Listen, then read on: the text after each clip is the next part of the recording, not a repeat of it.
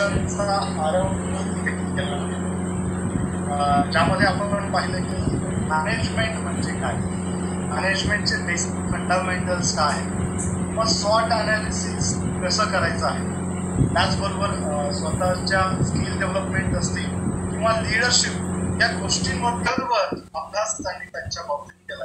तर त्यांच्याच माध्यमातून स्वराज्य आणि त्यांचं जास्त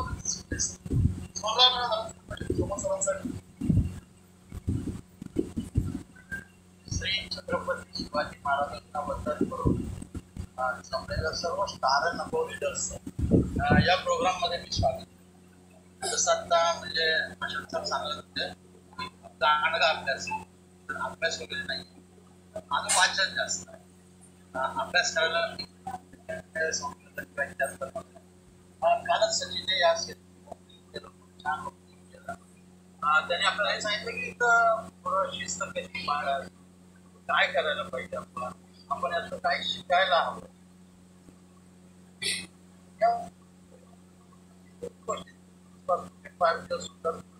सिरियसली या गोष्टी सगळ्या समजून सर आवाज येते का? हो सर, येतो सर.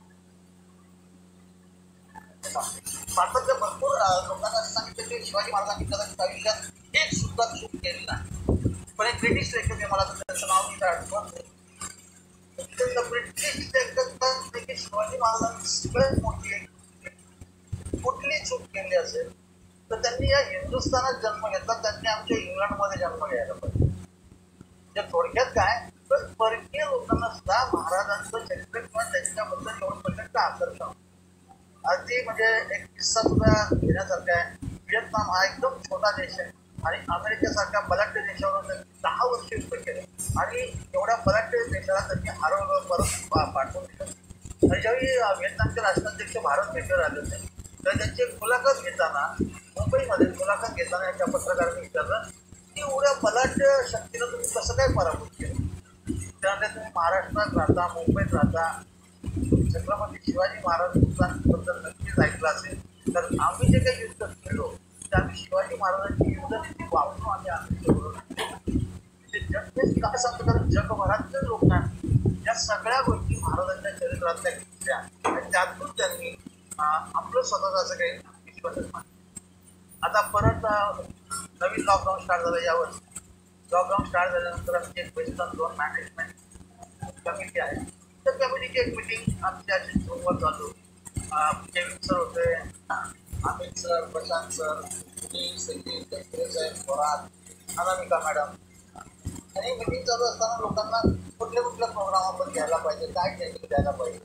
तर याच्यामध्ये माझ्या डोक्यात एक विचार आला की आपण शिवाजी महाराज त्यांच्या काही प्रसंग करू आणि त्यातून एक लीडर कसा करू शकतो याच्याबद्दल आपण काही ट्रेनिंग करूया का, आणि आपण हे लीडरसाठी करूया का. तर सगळ्यांना ही आयडिया खूप आवडली, पण सगळ्यांनी आपापले इनपुट त्याच्यामध्ये दिले आणि ही सिरीज तयार झाली.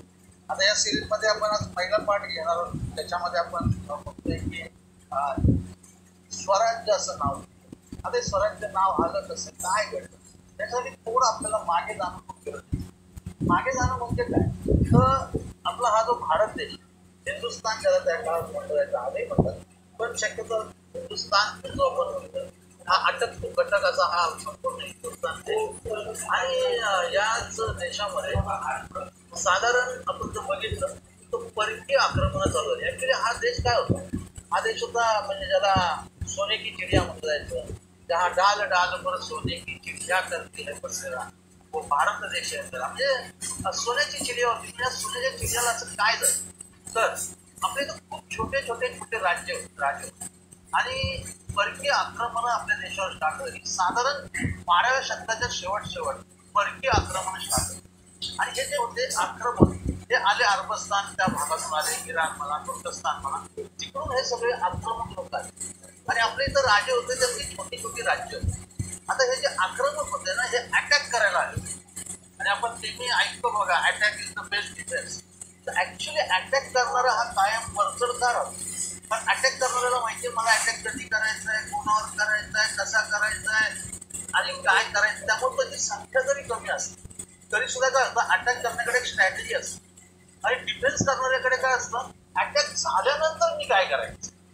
ह्या सगळ्यात दुसरं की आपल्याकडे एकजूट नसल्यामुळे हे जे आक्रमण करणारे आले होते ज्यांनी इथं राज्य बसवली स्वतंत्र कोणाची निजामशाही, कोणाची आदिलशाही, कोणाची कुतुबशाही, मुघल आणि साधारण 12व्या शतकापासून 16वं शतक 17वं शतक म्हणजे अगदी चालू झालं आणि तोपर्यंत यांची आक्रमणं चालू आणि ते इथं राज्यकर्ते झाले. आता त्या काळात काय आपल्याकडे पराक्रमी सरदार नव्हते का?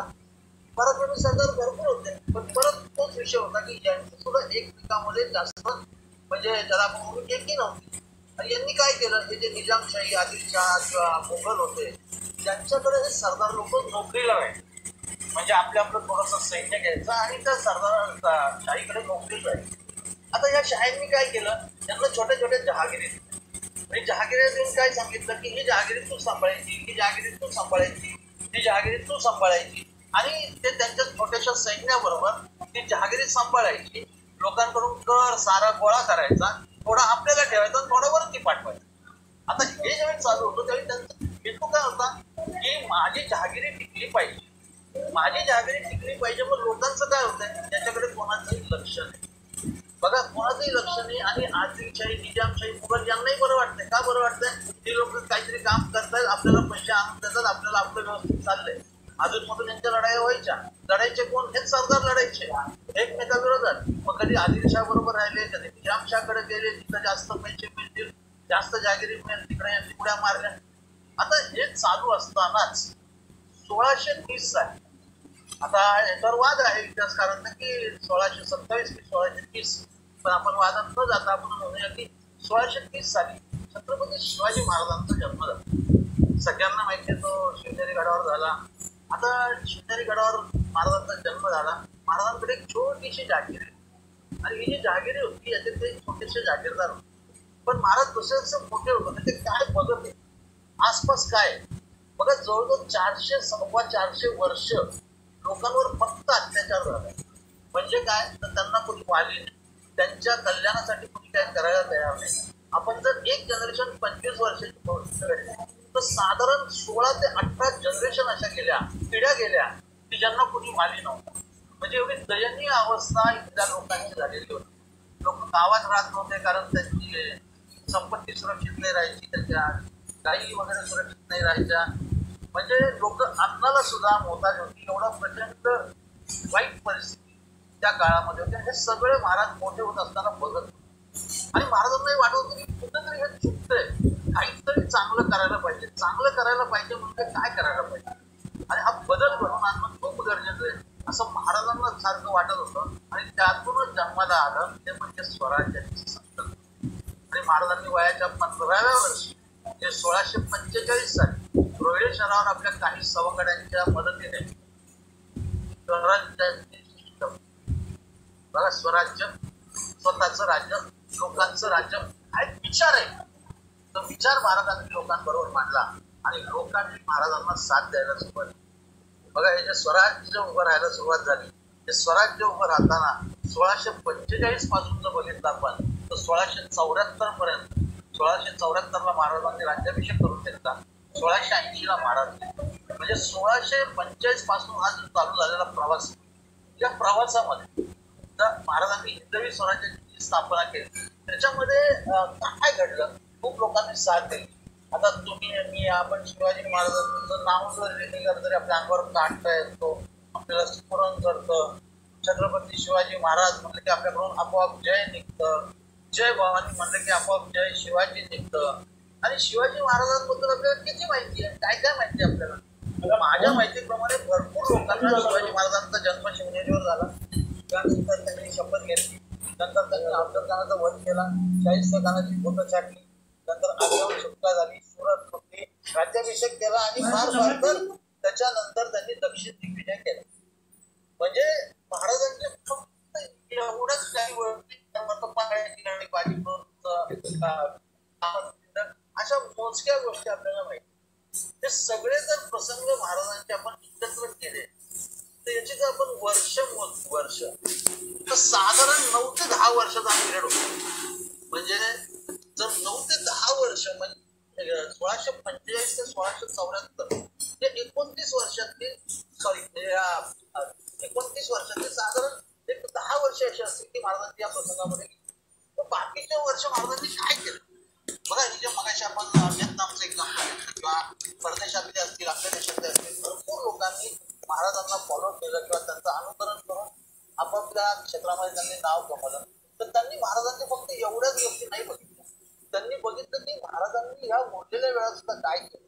महाराजांची दूरदृष्टी प्रशासन कशा पद्धतीचं होतं. म्हणजे मी जेव्हा जेव्हा सीमानिवृत्ती वाचते किंवा महाराजांबद्दल वाचते तर मला नेहमी त्यांच्यामध्ये एक महान नेटवर्कर दिसते, एक महान लीडर दिसला, एक दूरदृष्टी असलेला लीडर दिसला, एक लोकांचं कल्याणासाठी तळमळ असणारा लीडर दिसला, एक प्रामाणिक विचार महाराजांनी मांडला स्वराज्य. बघा याचं पुढं काय झालं मी थोडक्यात सांगायचा प्रयत्न करतोय. 1680 साली महाराज गेले आणि त्याच वेळी औरंगजेबाला पाहिजे होतं संपूर्ण हिंदुस्थानावर राज्य. अडथळे कोण होते? आदिलशाही, कुतुबशाही आणि स्वराज्य.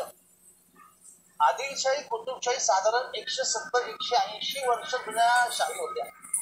औरंगजेब ज्यावेळी दक्षिणेत उतरला ना त्याला वर्ष दीड वर्षात त्यांनी एक एक शाही संपवली आणि त्याला वाटलं हे स्वराज्य म्हणजे नगण्य आहे, हे तर मी असं झालं काय. तर औरंगजेब उतरला इकडे, महाराज गेल्यानंतर स्वराज्य आता संपणार आणि औरंगजेबाची म्हणजे मोगलांची संपूर्ण हिंदुस्थानभर सत्ता होणार असं सगळ्यांना वाटत असताना महाराजांनंतर म्हणजे 1980 पासून 9 वर्ष छत्रपती संभाजी महाराज, त्यानंतर जवळजवळ 11 वर्ष राजाराम महाराज आणि त्यानंतर त्यांच्या पत्नी तारा राणी, त्यांचे सरदार संताजी घोरपडे, धनाजी जाधव या सगळ्या लोकांनी हा स्वराज्याचा लढा चालू केला. ते राज्य त्यांनी शाबूत केलं आणि जो औरंगजेब स्वराज्य संपवायला महाराष्ट्रात आला होता तो औरंगजेब त्याची औरंगाबाद मध्येच कंबर संपू शकला नाही स्वतः मात्र. त्याच्यानंतर सुद्धा जर बघितलं आपण 1818 पर्यंत त्या मराठा साम्राज्याचं संपूर्ण हिंदुस्थानावर राज्य होतं. अटक ते कटक जे आपण पूर्ण मराठ्यांच्या ताब्यात होतं. म्हणजे आपण बघितलं 1674 राज्याभिषेक ते 1818 म्हणजे जवळजवळ 150 वर्ष मराठ्यांनी त्या संपूर्ण हिंदुस्थानावर राज्य केलं. काय असेल याच्या मागची प्रेरणा, काय असेल याच्या मागची ताकद, का लोक एवढी लढत होती? कारण महाराजांनी जो 1645 एक छोटा पण अतिशय महत्वाचा संदेश दिला, स्वराज्य, स्वतःचं राज्य आणि लोकांनी महाराजांना साथ दिली.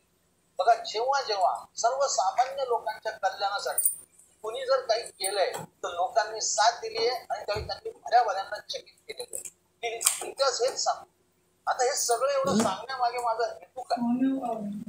आपण नक्की शिवचरित्र ऐकायला जमलेलो नाही, आपल्याला त्याचा आधार घ्यायचा आणि आज आपल्याला काय करायचं.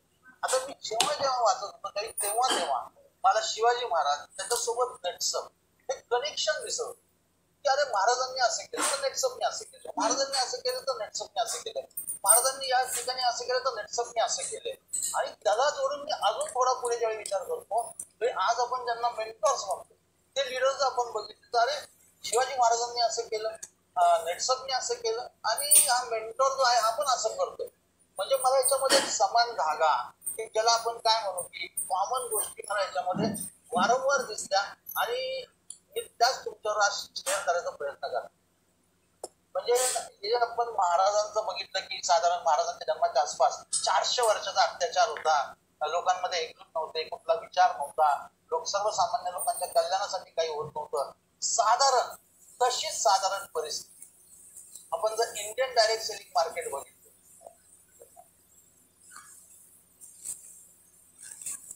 तर एक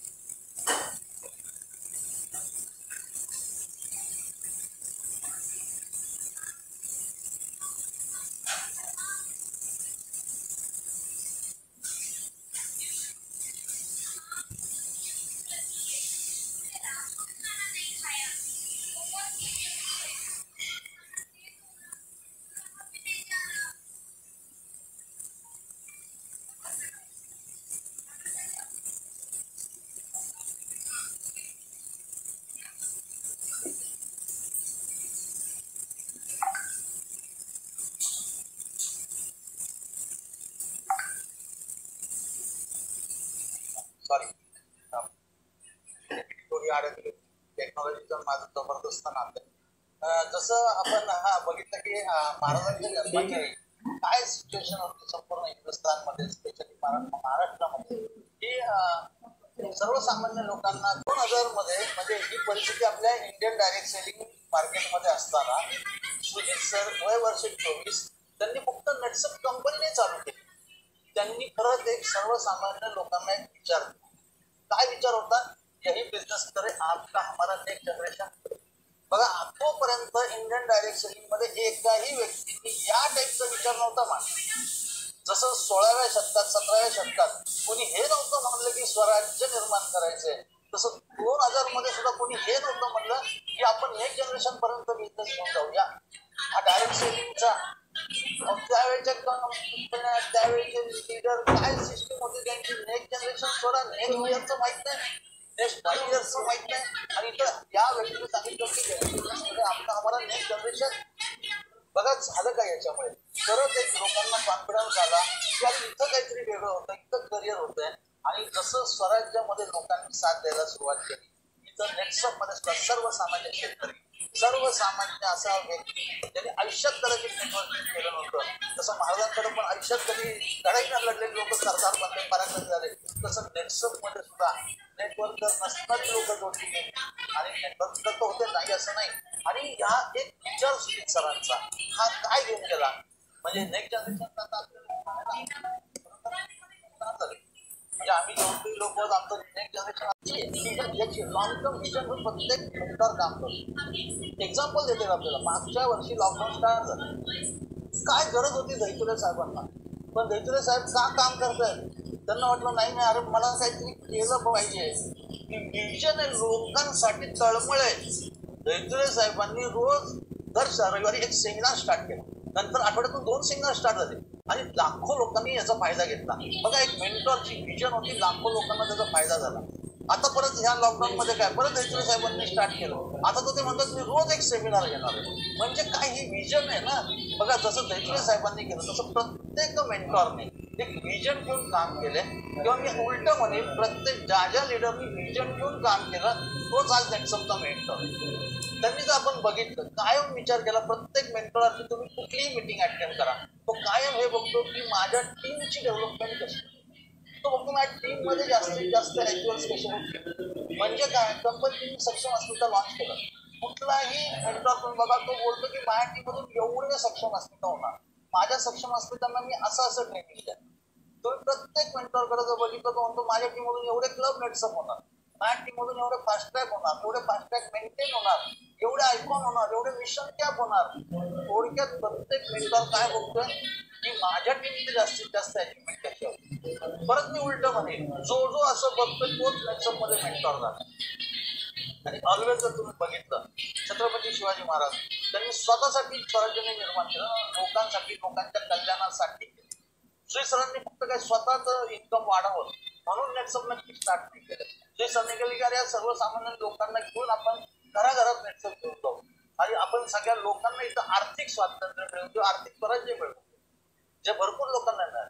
आज तुम्ही कुठलाही मेंटॉर बघा तो काय करतोय, प्रत्येक मेंटॉर हा हे बघतोय की माझ्या टीम मध्ये जास्तीत जास्त लोक फायनान्शियली कसे म्हणजे आपण जर हा संपूर्ण कनेक्शन जर बघितलं, हे छत्रपती शिवाजी महाराजांचा प्रामाणिक विचार, स्वराज्य लोकांसाठीचं राज्य, मित्र, त्याचं मोठं साम्राज्यात रूपांतर झालं. कधीपर्यंत 1818 पर्यंत साम्राज्य होतं मराठ्यांचं, म्हणजे महाराजांनंतर संभाजी महाराज, त्यानंतर राजाराम महाराज, दारा राणी, पेशवे, 1818 पर्यंत म्हणजे जोपर्यंत शनिवारवाड्यावर इंडियन जॅक लागला नाही तोपर्यंत साम्राज्य होतं. साधारण 6 जनरेशन मराठ्यांनी या हिंदुस्थानवर राज्य केलं. मला खात्री आहे नेटसपचा हा जो विचार आहे, सरांचा हा जो विचार आहे, जेही बिझनेस करे आपका हमारा नेक्स्ट जनरेशन, हे सुद्धा पिढ्यानं पिढ्या चालणारा विचार आहे. आणि पिढ्यानं पिढ्या लोक याच्यावर राज्य करणार, हिंदुस्थानावर नेटसप राज्य करणार. आणि तसंच मी सांगतो की जे मेंटॉर्स आहेत हे भले राहतील नसतील पण आयुष्यभर लोकांच्या मनामध्ये हे राहणार, तर लोकांसाठी यांनी काम. बघा एक साधा विचार स्वराज्य आणि हा विचाराला घेऊन ज्यावेळी तयार होतात असे गोष्टी घडतात. आणि याचं कनेक्शन एवढं सुंदर आहे की छत्रपती शिवाजी महाराज नेटसम आणि नेटशोचे भेट. माझं म्हणजे हा दावा आहे की शिवाजी महाराजांचं हेच चरित्र घेऊन भारतातली कुठलीही डायरेक्ट सेलिंग कंपनी स्वतःचं कनेक्शन स्वराज्याबरोबर जोडू शकणार नाही. का नाही जोडू शकणार? कारण त्यांच्याकडे कदाचित हा विचारच नाही. हा विचार महत्वाचा आहे. जो विचार आज आमचे मेंटॉर सुद्धा करतात. मला खात्री आहे तुम्ही सुद्धा जर तुमची चांगली विजन ठेवली, ती विजन घेऊन जर तुम्ही चांगलं काम केलं तर तुम्ही स्टार असाल, तुम्ही ऑप्स असाल, सिल्वर असाल, कोणी असाल, भविष्यात तुम्ही फक्त क्या कल्चर न होता नेटसपचे तुम्ही सुद्धा एक मेंटॉर 100% होऊ शकता. इथून पुढचा पार्ट जो आहे त्यासाठी मी सचिन कुलकर्णींना रिक्वेस्ट करेन की त्यांनी पुढचा स्लाइड घ्याव्यात. तुम्ही आता काय करणं अपेक्षित आहे, म्हणजे महाराजांनी काय विजन ठेवली, नेटसपची काय विजन ठेवली, मेंटॉरची काय विजन असते आणि आता लीडर भविष्यातलं मेंटॉर म्हणून तुमची काय विजन असेल याबद्दल तुमच्या बरोबर डिस्कस करायला सचिन कुलकर्णी. थँक्यू. आवाज येतोय माझा? हॅलो. ओके, येतोय सर. ओके, थँक्यू सूर्य सर, थँक्यू. तर पुढे हाच टॉपिक आज थोडासा पुढे नेऊयात. पुढे जायच्या आधी थोडीशी उजळणी. काल आपण जे बघितलं शिकलो की मॅनेजमेंट हे काय असतं आणि हे मॅनेजमेंट असं कुठलंही पुस्तकात जेव्हा लिहून ठेवलं नव्हतं तेव्हा ते महाराजांनी प्रत्यक्षात कशा पद्धतीने वापरलं आणि त्याचा कसा उपयोग त्यांनी स्वराज्यासाठी लोकांसाठी करून घेतला. आणि ही सिरीज त्याच्यावरच आपण आज पुढे नेतोय. त्यातला पहिला टॉपिक की स्वराज्याची आपण म्हणतो ना गरज का निर्माण झाली. आता याला थोडंसं माझं म्हणणं असं आहे की आजपासून पुढे आपण अजून एक काम करायचंय की जेव्हा जेव्हा हे सिरीज आज सुरू झालेली आहे, हा रोजचा जो आपला ट्रेनिंगचा मॉड्यूल होणार आहे, तिथे तुम्ही स्वतःला शिवाजी महाराजांच्या जागी ठेवून बघायचं. मी तुम्हाला ते सांगेन की जाणता राजा जर शिवाजी महाराज आहेत तर एक विचार हा तुम्ही पण करायचा आहे की हो मी पण जाणता राजा हो. भलेही माझी छोटीशी टीम असेल, माझी मोठी टीम असेल, या टीमचा जाणता राजा मी होऊ शकतो. कारण ही टीम माझी म्हणजे माझं ही रयत आहे आणि ही रयत आणि या रयतेसाठी मला करायचं ते स्वराज्य करायचं. म्हणजे थोडासा विचार बदलणं गरजेचं आहे की यस मी कुठल्याही म्हणजे आपण म्हणतो ना खूप वेळा तुम्हाला कोणी जरी विचारलं तुम्ही काय करता, तुमच्या तोंडून पटकन निघून जातं मी नेटसपचं काम. मित्रांनो मला परत तुम्हाला इथेच आढळायचं आहे तुम्ही नेटसपचं काम करत नाही, तुम्ही स्वतःचा उद्योग करताय, तुम्ही स्वतःचा व्यवसाय करताय. आणि हे जोपर्यंत ही छोटीशी गोष्ट आहे पण ही खूप महत्वाची आहे, जोपर्यंत तुमच्या इथे हे फिट बसणार नाही की मी स्वतःचा उद्योग व्यवसाय करतोय तोपर्यंत स्वराज्य तुम्हाला मिळणार नाही. हे नेहमी लक्षात ठेवा. स्वराज्य पाहिजे असेल तर महाराजांनी जे सांगितलंय दुसऱ्याच्या कडे जो काम करतो त्याला मनसबदार म्हणतात आणि जो स्वतंत्र स्वतःचं काम करतो तो स्वराज्यामध्ये असतो. आणि स्वराज्य आपल्याला कोणाच्या हाताखाली काम करायचं नाही, आपल्याला स्वतःसाठी काम करायचंय, आपल्याला लोकांसाठी काम करायचं. आणि हे जर करायचं असेल तर एकच गोष्ट करायला लागेल ती म्हणजे स्वराज्य. आणि म्हणून जे विजन महाराजांकडे आलं त्याच्या मागचा हेतू हा होता की लोकांनी रयतेनी चालवलेलं रयतेसाठी चालवलेलं राज्य आणि स्वतःचं राज्य म्हणजे स्वराज्य. आणि आता तुम्ही जे बघायचंय तुम्ही महाराजांकडे बघायचं नाही. कारण आपला खूप वेळा प्रॉब्लेम आहे. काल ही गोष्ट राहून गेली. काल माझ्या ट्रेनिंग झालं तर सुनील मला फोन करून आठवण केली की हा मुद्दा खूप महत्वाचा. मी त्यांच्याशी बोलताना बोललो होतो की मी घेणार आहे टॉपिक. हा मुद्दा तुझा राहून गेला पण हा खूप महत्वाचा आहे. म्हणून मी तो आज तुम्हाला पहिल्यांदा सुरुवातीला सांगितलं की महाराजांना आपण देवघरात बसवतो. महाराज देवघरात तर आहेत आपल्या, पण महाराज आपल्या इथे कधीच बसले नाही. महाराजांच्या पुतळ्याकडे आपण काय म्हणत राहिलो पण महाराजांनी काय केलंय आपण कधीच बघतो. पुतळे फोटो खूप बघितले आपण महाराज, पण हे महाराजांचे पुतळे इतके ठिकाणी उभे राहिले किंवा इतक्या वेगवेगळ्या देशांमध्ये जसं सुमेश साहेब तुम्हाला म्हणले की या इतक्या देशांमध्ये महाराजांचं कौतुक केलं जातं. याच्यासाठी महाराजांनी काय केलं हे आपण कधी हे जोपर्यंत आपण बघणार नाही तोपर्यंत यशस्वी आपण होणार नाही. आता आपल्याला काय करणं गरजेचं आहे तर या प्रत्येक जो सिक्वेन्स तुम्हाला सांगितलं जाईल या सिक्वेन्स मध्ये स्वतःला त्या जागेवर ठेवून बघणं खूप. बघा महाराजांच्या बाबतीत एक गोष्ट म्हटलं जातं की महाराज हे प्रचंड ध्येयवादी. आणि ध्येयवादी माणसाची खासियत अशी असते की ध्येयवादी माणसाला झोप नसते. तो माणूस ध्येयवादी माणूस जास्ती झोपत नाही कारण जास्ती झोप जो घेतो त्याचं ध्येय कधीच पूर्ण होतं. महाराजांचा कालखंड जो होता खूप छोटा होता पण या छोट्या अशा कालखंडामध्ये महाराजांनी असं काही करून ठेवलंय की जे भल्या भल्यांना 80-90 वर्ष जगून देखील करता आले. मग आपल्याला आपलं स्वराज्य तयार करायचं आहे. आपल्याला आपलं स्वराज्य तयार करायचं असेल तर एक विजन आपल्याकडे देखील असणं गरजेचं आहे. बघा, स्वतःचा स्वराज्य हे विजनच आहे ना. महाराजांचं विजन काय होतं? स्वराज्य निर्माण करायचंय, सुराज्य निर्माण करायचंय, हे विजन होतं. मग आपण जेव्हा आज हे बिझनेस चालू केलाय, त्या बिझनेस मध्ये आपलं विजन आहे. बघा, मी महाराजांना दरवेळी म्हणतो की महाराज हे राजे नव्हते, महाराज हे एक उद्योगपती होते. महाराज हे खूप मोठे उद्योगपती होते. तुम्हाला आश्चर्य वाटेल, महाराजांचं उत्पन्न जर तुम्ही बघितलं 2,00,000 करोड हे महाराजांचं उत्पन्न जर त्याकडे नोंद केलेली आहे. 2,00,000 करोड कशाला म्हणतात? 2,00,000 करोड हे लागतात हे स्वराज्य चालवायला. हा पण एक मोठा टॉपिक आहे, तो आपला विषय नाही, पण सांगतो तुम्हाला. पण महाराज हे उद्योजक होते. महाराजांना माहिती होतं की माझा उद्योग सांभाळायला मला काय करायला लागणार आहे, आणि या प्रत्येक गोष्टी महाराजांनी केल्या. आणि महाराजांनी केल्यामुळे कदाचित आज महाराज जे आपण म्हणतो की आज हे मोठे एवढे महाराजांचं नाव झालंय, सगळं झालं. तर आजपासून 5 दिवस महाराजांना एक उद्योगपती म्हणून तुम्ही बघायचे. आणि स्वराज्य हा महाराजांचा उद्योग आहे असं सांग.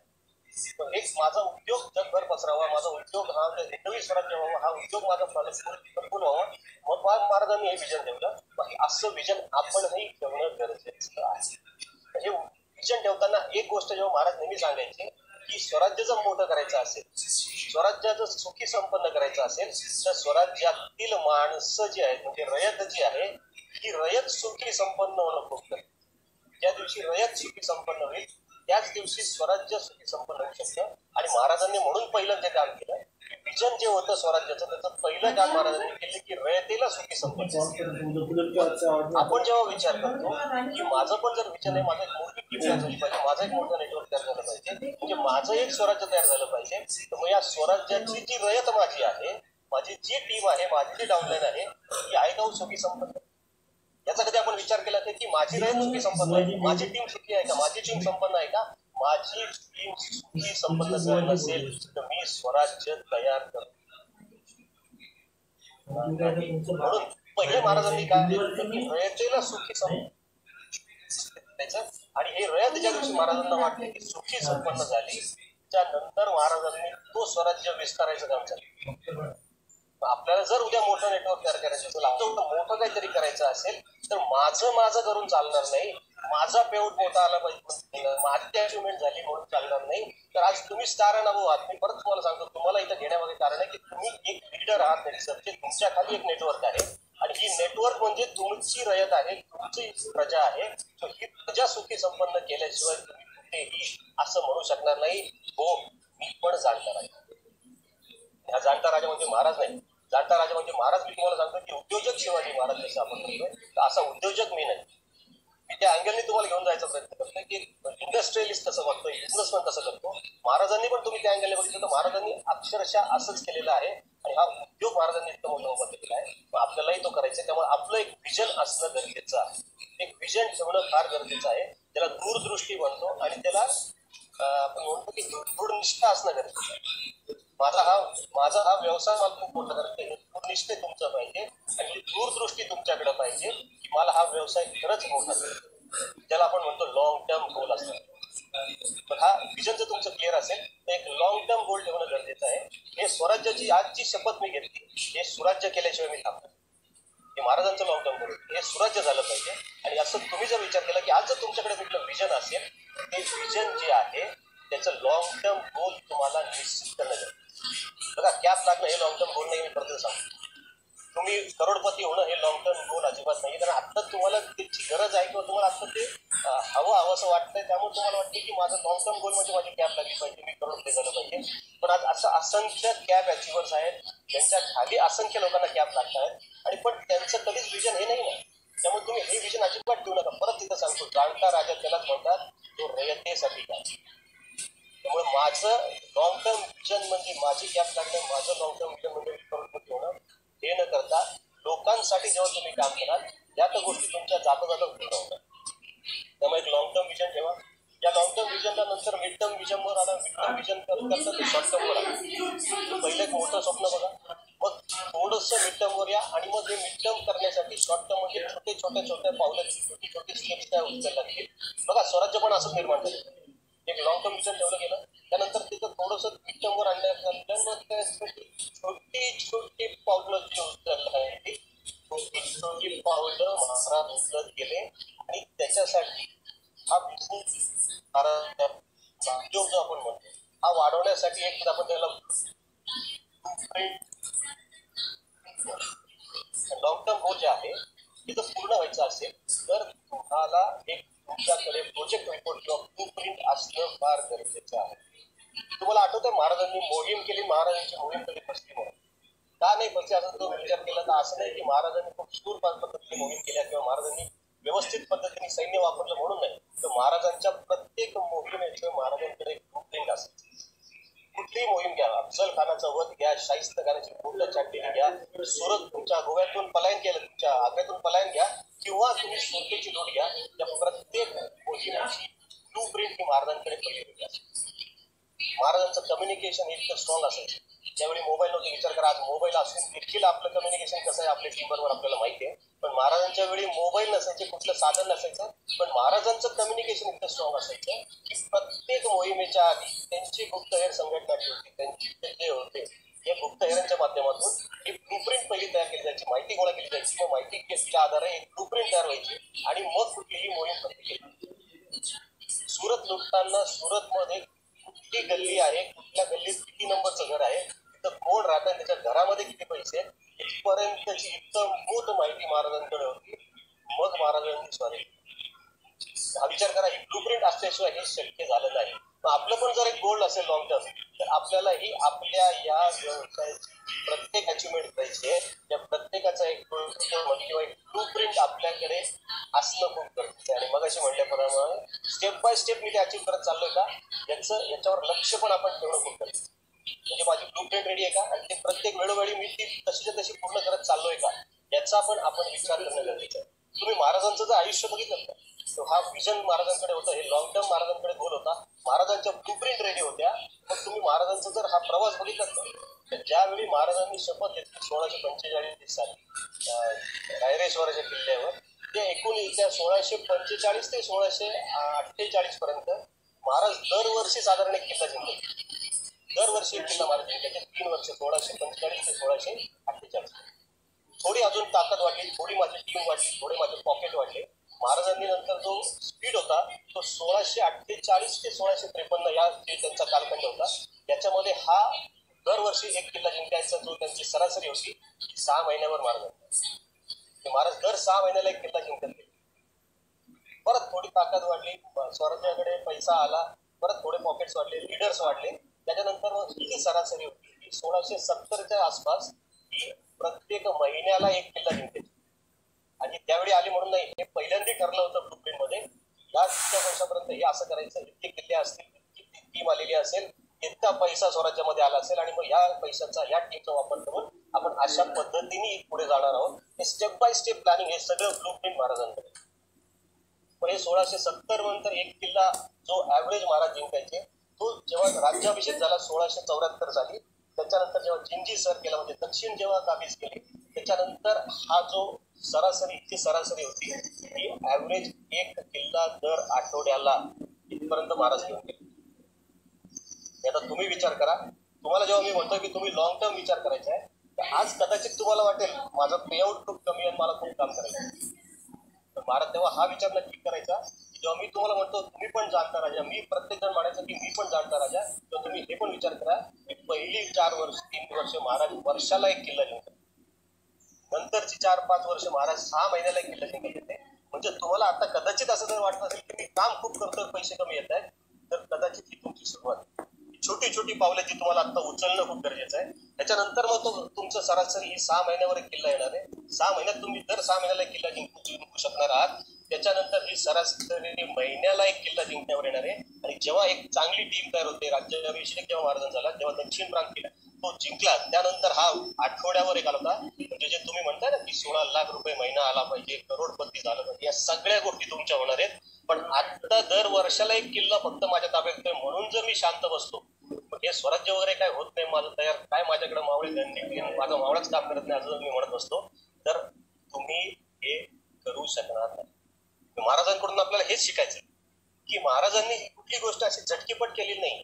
महाराज नेहमी शिकायचे, तुम्हाला मोठं व्हायचंय वा, तुम्ही मोठे नक्की होऊ शकता, म्हणजे महाराजांनी जेव्हा आरमार चालू केलं, मी काल पण तुम्हाला सांगितलं, Shivaji Maharaj is the father of Indian navy म्हणतात, पण Shivaji Maharaj is also the father of Indian merchant navy. हे जी औद्योगिक बोटी होत्या त्या पण महाराजांनी चालू केल्या पहिल्यांदा. तेव्हा महाराजांनी म्हटलं होतं की तेल घ्यायला मी नक्की तेलाच्या बोटी घेणार, पण पहिलं मी तेल विकायला शिकतो. पहिलं तेल विकायला शिका, मग तेलाच्या बोटी पण विकत घेऊ शकता. तर पहिलं छोटी छोटी कामं करा, त्याच्यातून तुम्ही मोठे होत जाणार आहे, त्याच्यातून तुमची टीम मोठी होत जाणार आहे. रयतेसाठी काम करा, तुमच्या टीमसाठी काम करा, त्यांना सुखी संपन्न करा. तरच आणि तरच तुम्ही स्वराज्य तुमचं गाठवू शकता. तरच तुम्ही म्हणू शकता की हो, मी पण एक जाणता राजा आहे. माझ्यातही ते गुण आहेत जे मला जाणता राजा करतात, भले मी माझ्या टीमचा जाणता राजा. नेक्स्ट स्लाइड आम्ही.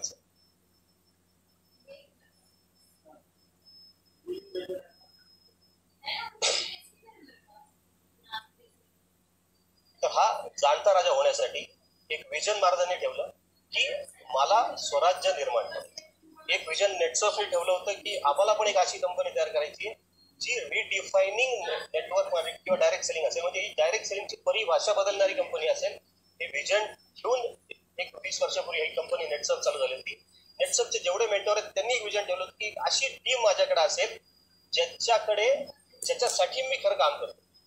ही अशी टीम आज प्रत्येक मेंटॉरचं तयार आहे.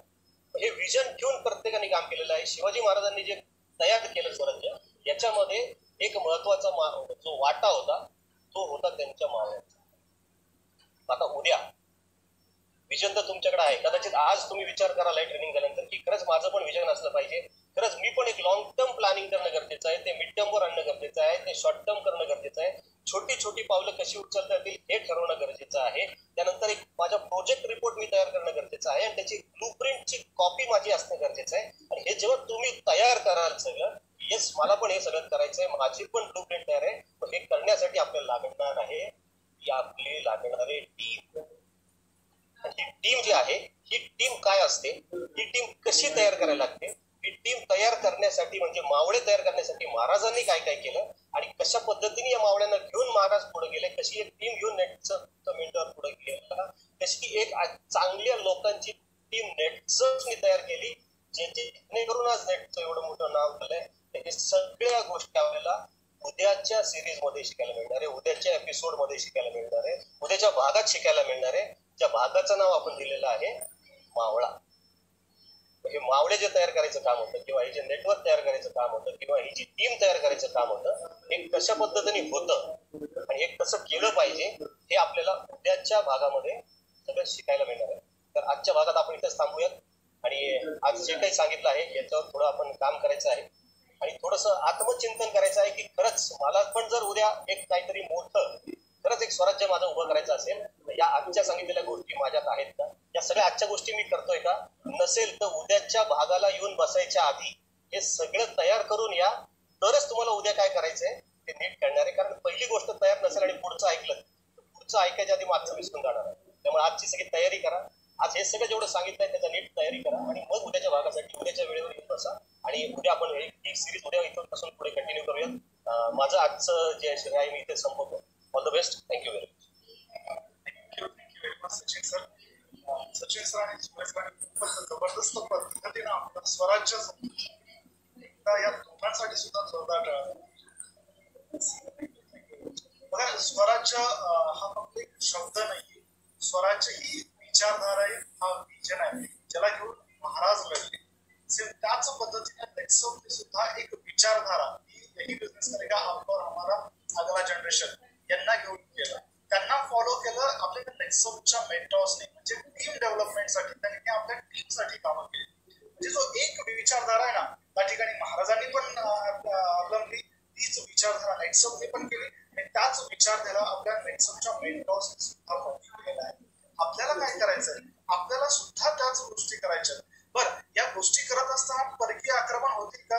100% होते. महाराजांच्या स्वराज्यावरती पण झाले.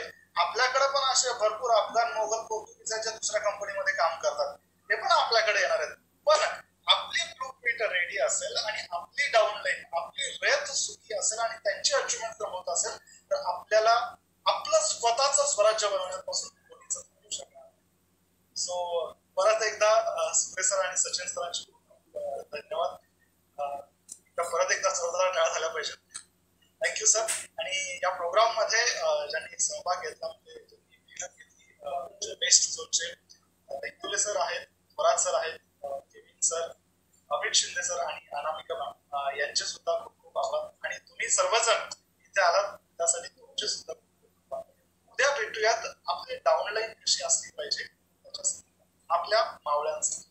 So thank you and all the best.